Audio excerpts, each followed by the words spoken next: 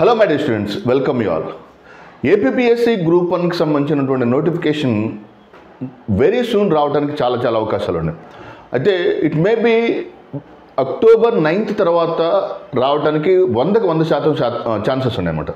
So ఎప్పుడైతే APPSC chairman October 9th పదవి విరమణ చేసిన నేపథ్యంలో తర్వాత సమీకరణాలు చాలా వేగంగా మారనున్నాయి. So my personal opinion is October 9th తర్వాత గ్రూప్ 1 నోటిఫికేషన్ ఏ టైంలోనే రావచ్చు. కానీ ఇక్కడ గుర్తుపెట్టుకోవాల్సింది ఏంటంటే notification October 9th or 10th తర్వాత వచ్చిన తర్వాత ప్రాసెస్ మొత్తం కంప్లీట్ అవ్వడానికి 1 year టైం పడుతుంది. మీ ప్రిపరేషన్ని 1 year ప్రిపరేషన్కి కేటాయించుకోండి. So try to understand this concept. Okay, once you start your preparation, group 1 preparation ఏదైతే ఉందో దాన్ని 1 year పాటు ఎక్స్టెండ్ చేయటం, 1 year పాటు ఉండటం కోసం చూసుకోండి.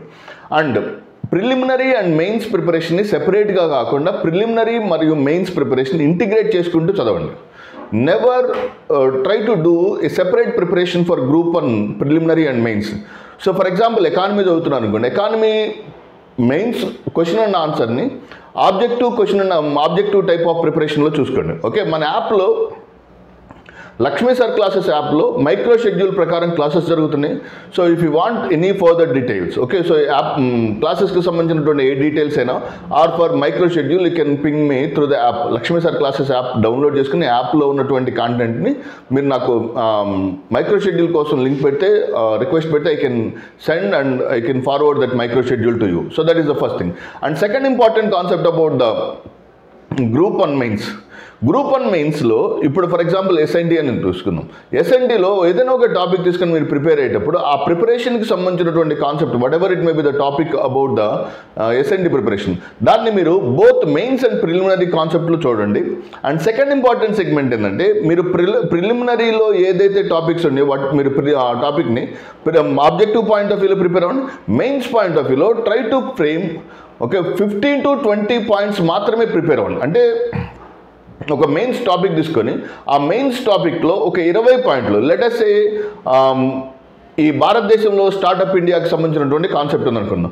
స్టార్టప్ ఇండియా అంటే ఏంది, స్టార్టప్ కంపెనీలు ఎప్పుడు స్టార్ట్ చేశారు, January 16th world startup day అని ఎందుకు సెలబ్రేట్ చేస్తారు, 2025 January 16th స్టార్టప్ డే సంబంధించినటువంటి ఏరియా, మరియు భారతదేశంలో ఎన్ని స్టార్టప్లు ఉన్నాయి, అసలు ప్రపంచంలోనే అమెరికా చైనాల తర్వాత 3వ స్థానంలో స్టార్టప్లను కలిగిన దేశంగా భారతదేశం అవతరించింది.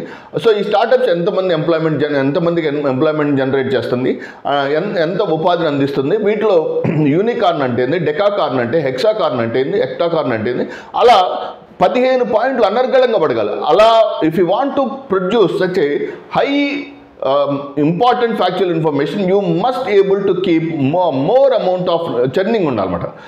అండ్ సెకండ్ ఇంపార్టెంట్ థింగ్ ఏంటంటే ఫర్ ఎగ్జాంపుల్ స్టార్టప్ ఇండియా గురించి ఒక 20 పేజీల కాంటెంట్ చదవటం కన్నా 15 నుంచి 20 పాయింట్లతో కూడినటువంటి ఆ ఫ్యాక్చువల్ ఇన్ఫర్మేషన్తో కూడినటువంటి డేటా ఉండాలి. సో స్టార్టప్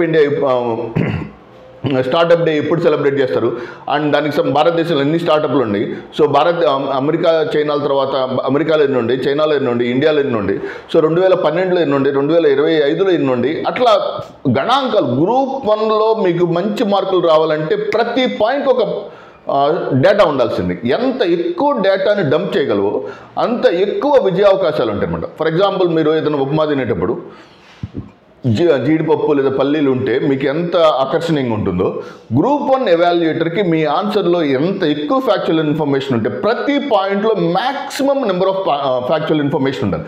అండ్ ఆ డేటా లేదా ఫ్యాక్చువల్ ఇన్ఫర్మేషన్ లేకుండా అసలు ఆన్సర్ని ఎట్టి పరిస్థితుల్లో కంక్లూడ్ చేయొద్దు. Okay, so that is the first thing. Even ఇంట్రొడక్షన్లో కూడా డేటా పెట్టండి, కంక్లూషన్లో కూడా డేటా పెట్టండి. ఎంత వీలైతే అంత గణాంకాలతోటి ఆన్సర్లు నింపండి. ఏదర్ ఎస్ఎన్టీ కావచ్చు, ఆర్ఎల్స్ in the case of economy కావచ్చు, పాలిటీ కావచ్చు, హిస్టరీ కావచ్చు, వాటిని ఏరుకునే విధానంలోనే మీ ఆన్సర్ రైటింగ్ స్కిల్స్ ఈజీగా బయటపడతాయి అన్నమాట. ఆ ప్రాసెస్లో మీరు జాగ్రత్త ఎగ్జామినేషన్ పాయింట్ ఆఫ్ వ్యూలో హ్యాండిల్ చేసుకుంటూ వెళ్ళండి. డెఫినెట్గా you can have more chances to score extremely very good marks. I hope you understand this concept. Thank you very much. All the very best. God bless you all.